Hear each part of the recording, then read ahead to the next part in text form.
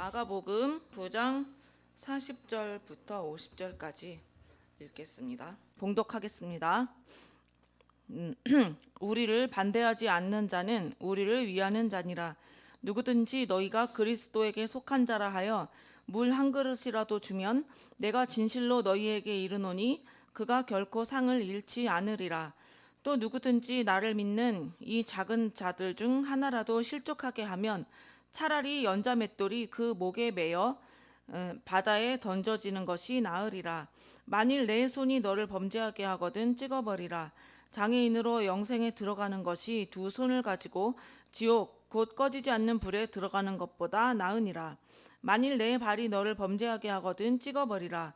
다리 저는 자로 영생에 들어가는 것이 두 발을 가지고 지옥에 던져지는 것보다 나으니라. 만일 내 눈이 너를 범죄하게 하거든 빼버리라. 한 눈으로 하나님의 나라에 들어가는 것이 두 눈을 가지고 지옥에 던져지는 것보다 나으니라. 거기에서는 구더기도 죽지 않고 불도 꺼지지 아니하느니라. 사람마다 불로서 소금치듯함을 받으리라. 소금은 좋은 것이로되 만일 소금이 그 맛을 잃으면 무엇으로 이를 짜게 하리요. 너희 속에 소금을 두고 서로 화목하게 하라 하시니라. 아멘. 오늘 나누실 말씀의 제목은 오뚜기가 되자라는 제목으로 말씀을 나누려고 합니다. 오뚜기는 특징이 어떻습니까?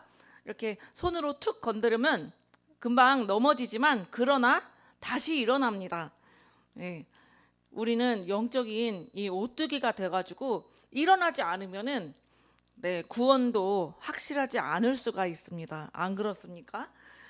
작은 일에 시험 들어서 넘어지고 왜 하나님은 나한테 이렇게 짜증나는 일을 주셔? 하나님은 왜 이렇게 나를 힘들게 하는 사람이 옆에 있게 해? 하나님은 도대체 왜 나한테 이렇게 속상한 일들을 겪게 해? 등등 많은 질문들, 그 왜라는 질문은 하나님께 갖지 말아야 된다라는 결론을 내렸어요. 하나님 도대체 왜 그러세요? 이런 질문은 하지 말고 이런 상황 속에서 하나님 나에게 어떤 것을 원하십니까? 내가 하나님이 원하시는 일들을 행하기를 원합니다. 도와주세요. 그래야지 오뚜기가 되는 겁니다.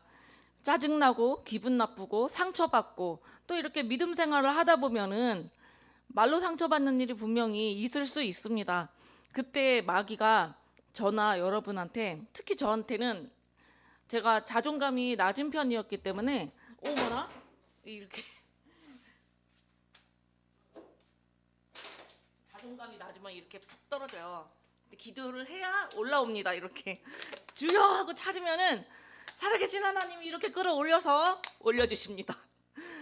제가 마귀가 저에게 그렇게 저를 참소하는 거예요. 네가 뭘 하니? 네가 할 줄 아는 게 뭐 있니? 너는 실패한 인생이야 등등 마귀가 생각으로 막 나를 찌르는 거예요. 근데 내가 나를 찌르는 것 같지만 그 뒤에 마귀가 있는 거예요. 그래서 그 마귀는 나를 넘어지고 결국에는 그 마귀가 주는 음성, 생각, 마귀가 주는 그 생각에 그 우울함에 내가 깊이 빠져들어서 헤어나오지 못하게 되면은 결국에는 이제 만약 사람이 속상한 기분 나쁜 거 이런 것이 계속 깊어지다 보면 우울증이 오고요. 그리고 우울증이 깊어지다 보면은 마귀 새끼가 분명히 자살 충동까지 줍니다. 죽고 싶다는 생각하게 돼요. 그리고 또한 이 죽고 싶다는 생각도 찬성으로 내쫓지 않으면은 그것을 마귀에게 순종하는 일이 벌어지게 되면은 정말 큰일이 난다는 것입니다.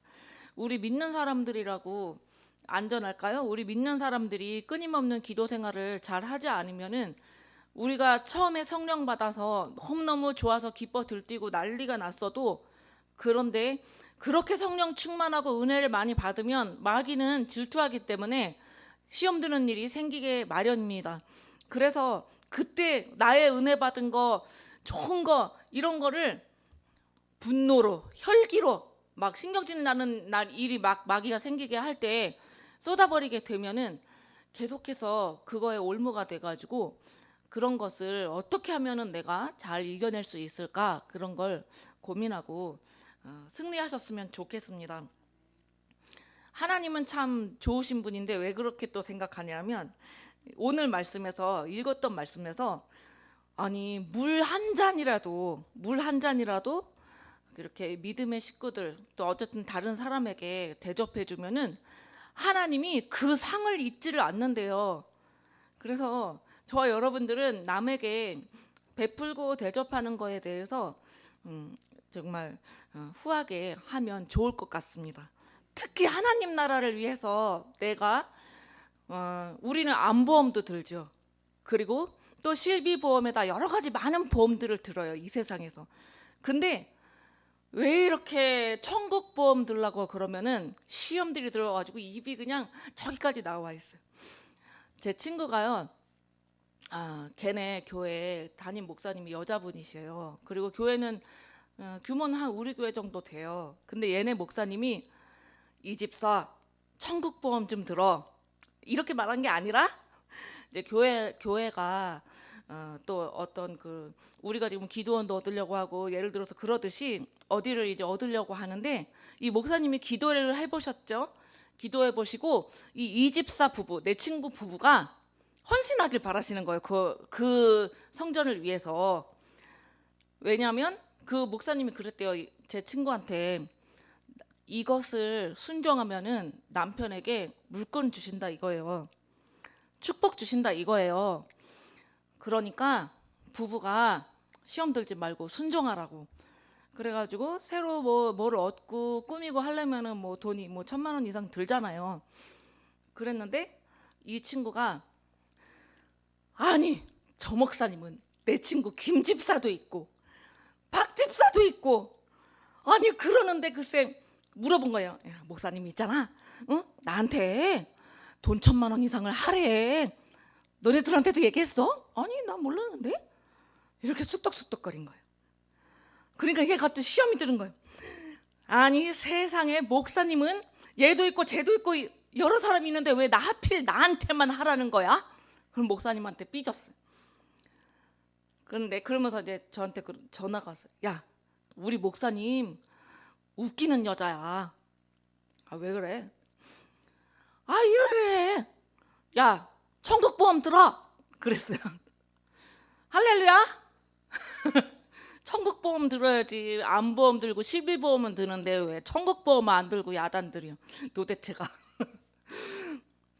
하늘에 쌓이는데. 아니 이 세상에서 적금들도 들잖아요. 한 달에 적게는 몇십만 원서부터 몇백만 원까지. 에? 정기 적금은 잘 들고 이러면서 왜 하늘에 하나님께는 천국 적금, 천국 보험은 왜 안 들고 난리가. 그래가지고 천국 보험 들어 이 인간아. 그랬어요 제가. 그랬더니 너는 왜 목사님 편이야? 아이 나는 하나님 편이야. 나도 하나님 편에 서서 너한테 하는 얘기야. 천국 보험이 제일 확실한 거야. 응? 누구도 무너뜨릴 분이 없어. 그러니까 그 목사님 말씀을 순종하고 그게 천국 보험이야 너한테. 그랬습니다 제가. 그랬는데 이 인간이 담임 목회자의 마음을 어렵게 하거나 힘들게 하면은 하나님이 좋은 일을 안 주십니다. 얘가 목사님만 나타나면은 기둥 뒤로 숨고 이 목사님을 피해 다니는 거예요. 삐져가지고 막 아유 이 집사 안녕하세요 하면서 인사를 나누려고 해도 목사님 또 왔네 저기 또 이러면서 얘가 목사님을 피해 다닌 거예요. 예배를 드리려고 이렇게 한다고 해도 기둥 뒤에 앉고 막 피해 다녔어요. 그러니까 이제 그러다가 무슨 일이 벌어지기 시작했습니다. 막 아들이 오토바이에 치여있다는 거예요. 그래서 야 큰일 났어. 그래서 왜 우리 아들이 오토바이에 쳤어. 큰일 났어 막 그래요. 그래서 너 순종했냐? 그랬더니 그걸 어떻게 순종해? 그래서 아니 이 인간은 천국 보험을 순종해야지. 야 지금 아들내미 이렇게 돼가지고 야 그거 순종했으면은 아들 치료비 이렇게 안 나가는데 이게 뭐냐 이거. 속죄 제물을 드리도록 하시오. 그랬습니다.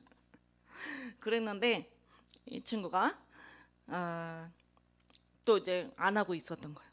그러다 아들이 병원에 입원해가지고 아들이 치료를 받고 다리가 부러져가지고 이제 깁스하고 입원하고 이제 그러고 있었어요. 그랬는데 순종 안 하고 계속 목사님을 속상하게 하는 거예요. 담임 목회자를.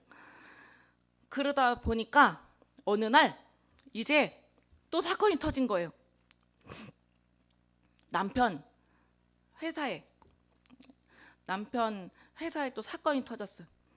도둑 들고 또 남편이 그날 어디 출장에 갔다 오는데 남편도 또 사고가 난 거예요. 교통사고 났어. 그래가지고 야 큰일 났어요. 우리 남편도 또 사고 났어. 아들은 오토바이에 남편은 차에.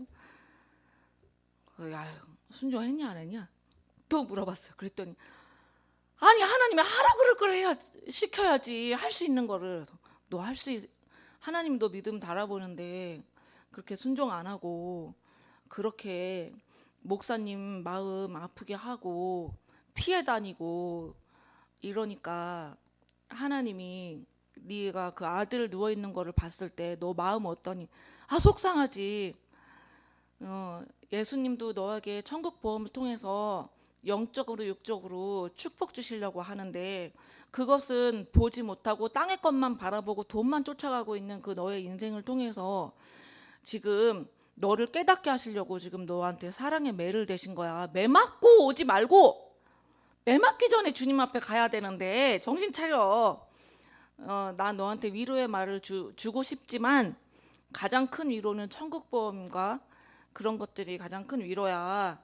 하나님 안에서 진정한 위로를 받았으면 좋겠어. 그랬습니다. 그랬는데 또 순종을 안 한 거예요. 그러다가 이제 정기 검진을 받았는데 또 그 전화가 또 왔어요. 왜 그래? 큰일 났대. 그래서 왜? 아들도 퇴원 안 했고 남편도 퇴원 안 했는데 나 정기 검진 받았는데 암으로 의심된대. 나 어떡하냐? 이제 아들도 그렇게 됐고 남편도 그렇게 됐고 나까지 이렇게 됐어. 또 미안하지만 또 물어봤어요. 이제 목사님 안 피해 다니고 하나님 앞에 들었냐? 했더니 그거를 어떻게 해? 야 이제 너 지금 되게 영적으로 심각한 상황이야. 아들 그렇지 남편 그렇게 됐지 너까지 이제 정신 차리고 정말 주여 하고 너 기도원 가서 하나님 앞에 진짜 바짝 부르짖어야 돼. 너 벼랑 끝에 섰어. 영적으로 너 영적으로 정말 벼랑 끝이야. 육적으로도 벼랑 끝이고 영적으로도. 그랬는데 그러게 내가 봐도 그런 것 같아. 이제 앞이 안 보여. 깜깜해. 어떡하면 좋아. 하나님 앞에 그러니까 매 맞기 전에 순종했었어야지. 하나님 앞에 회개하면서 정말 속죄 보험을 들어. 그랬어요. 그래가지고 얘가 아들 그렇고 남편 그런 거 보면서 기도원에 올라가서 기도하다가 나름대로 회개를 하게 됐어요. 회개하면서 하나님 제가 매 맞고 주님 앞에 옵니다. 나까지 암이라 그러는데 하나님 나 어떡해요. 하나님 도와주세요. 도와주세요. 근데 얘는 자궁암이라는 거예요. 그래가지고 이제 야 근데 있잖아 제가 친구한테 얘기했어요. 옛날에 우리 엄마가 나 어렸을 때 자궁암이라고 진단받아서 엄마도 걱정하고 있었는데 다른 병원에도 목사님이 가서 또 진단받으라고 그러더라. 야 다른 큰 병원에도 한번 가서 해봐. 우리 엄마 임신이었어. 그 얘기를 한 거예요. 그랬는데 혹시 그 병원도 오진했을 수도 있어. 혹시 모르니까 하나님 앞에 기도하면서 천국보험 먼저 들고 그리고 목사님 앞에도 죄송했다고 내가 목사님을 속상하게 해서 죄송했다고 이리저리 피해 다닌 거 죄송했다고 사과하고 하나님 앞에 해. 있는 거 없는 거 다 끌어모아서 해. 그랬는데 이제는 할 수밖에 없네. 안 할 수 없네. 완전 벼랑 끝에 섰기 때문에. 그래서 이 친구가 그 벼랑 끝에 서서 울면서 하나님 앞에 한 거예요. 그리고 목사님한테도 죄송하다고 이제 얘기를 하고 그리고 나서 그 후에 이제 다시 다른 병원에 가서 진단을 받았는데 정말 오진 진짜 임신인 거예요. 그리고 이제 남편도 금방 하나님의 은혜로 남편도 호전이 돼서 퇴원을 하게 됐고 또 그 아들도 퇴원을 하게 됐어요. 근데 그 뒤에 이제 하나님이 얘가 비록 매 맞고 왔지만 하나님이 그 남편의 사업장을 2배로 넓혀주시는 그 축복이 그래도 나중에 그런 축복이 따르기는 했어요. 이게 이제 하나님은 물 한 잔도 이렇게 상을 주시는 하나님이 우리가 하나님 앞에 하나님 앞에 그 천국보험을 드는 거에 대해서 하나님이 상급을 안 주실 리가 없겠죠. 그쵸? 네, 주십니다. 하나님이 그냥 그 돈에 얼마나 시험이 들었다가 올라갔다가 내려갔다가 하는지 모릅니다. 우리는 이 돈 때문에 만약에 지옥에 간다면은 어떻게 해야 되겠습니까? 그 돈에 대한 욕심을 내려놔야 되겠죠. 그리고 손이 나를 하나님이 싫어하는 일을 하게 한다면 어떻게 손을 잘라서라도 차라리 영생에 들어가는 게 낫다고 그러잖아요. 그리고 사람을 힘들게 하면 사람을 속상하게 하거나 기분 나쁘게 하거나 이런 사람에 대해서는 되게 심각한 묘사가 나와 있습니다. 사람을 속상하게 하는 사람에게는 그 목에다가 연자 맷돌을 걸어서 바다에 집어 던지래요. 연자 맷돌이 작은 게 아니에요. 연자 맷돌이 엄청 커요. 그리고 그 연자 맷돌이라는 것을 보신 적이 있나요? 우리는 별로 본 적이 없고 사진으로만 봤죠. 되게 큰 둥그런 큰 돌인데 기다란 막대기가 있어요. 그래서 그 기다란 막대기를 나귀가 입으로 무나 하여튼 그렇게 해가지고 나귀나 소나 뭐 그런 걸로 돌리는 거예요. 사람의 힘으로 하기 어렵기 때문에.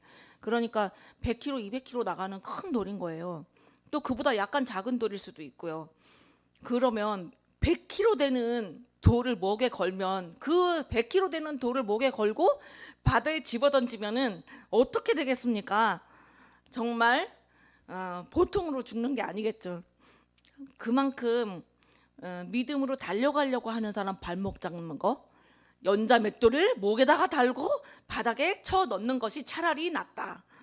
믿음으로 달려가는 사람을 시험 주고 또 막 분노로 혈기로 막 옆 사람을 힘들게 하는 그런 것들도 하나님 보시기에는 이게 보통 문제가 아닌 겁니다. 옆에 사람들을 실족하게 한다는 것은 기분을 속상하게 하고 어렵게 힘들게 하는 것이잖아요. 그렇게 옆에 사람을 힘들게 하면 바다에 던져지는 게 낫다. 그래서 저와 여러분들이 일부러 알고 그렇게 하면 절대 안 되겠죠. 근데 그만 나도 너무나 분노가 그냥 꽉 차가지고 그걸 쏟아버린 적이 있다면은 그런 것을 회개를 해야 되겠죠. 제가요, 지금이야 내가 죄인이라는 것이 가슴속으로도 다 알지만 하나님을 만나기 전에 만날까 말까 하는 그런 무렵에 어렸을 때부터 사람은 죄인이라는 걸 알았기 때문에 내 머리로는 죄인이라는 거 알아요. 그런데요, 저처럼 내성적인 사람은 착하단 말 듣거든요. 그래서 내가 죄인이라는 게 가슴으로 와닿지 않는 거예요. 머리로는 이 사람은 죄인이래. 근데 내 마음은 내가 그렇게까지는 죄인이 아닌 것 같은 거야. 그런데 하나님, 내 가슴은 내가 그렇게까지 죄인인지를 잘 모르고 있는 거예요. 하나님, 죄인이긴 죄인이겠죠? 이러는데 갑자기 내가 초등학교 때 일이 생각나는 거예요. 애들끼리 말다툼하면서 죽을래? 죽여버린다 하는 그 말. 제가 그런 말을 한 거예요.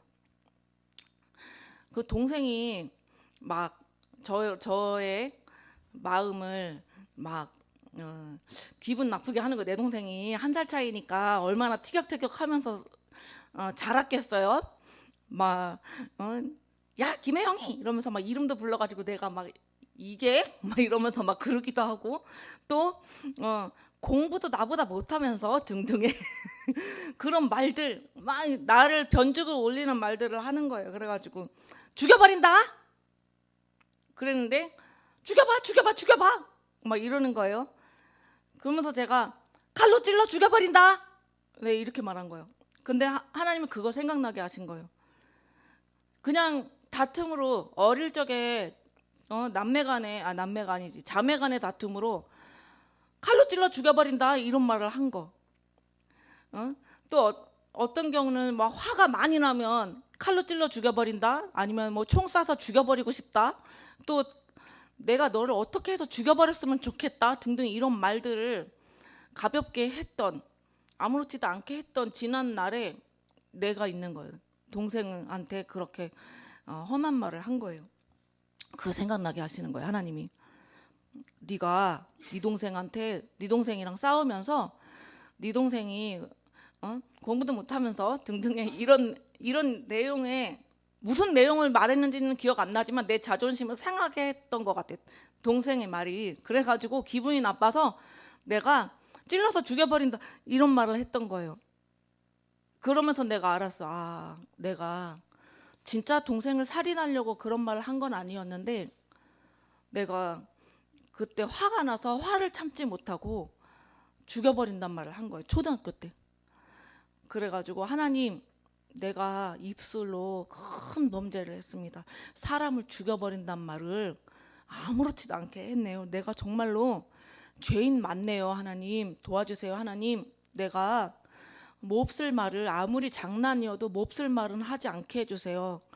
그리고 나를 되게 어렵게 하고 힘들게 하는 사람이 있을 때 그것을 제가 극복을 잘 못하는 거예요. 잊어버린 듯 하지만 상황이 지나서 잊어버린 것 같은데 어떤 상황이 되면 그 옛날에 잊어버렸던 일들이 막 되살아나고 기억이 나고 화가 나기도 하고 이런 게 있는 거예요.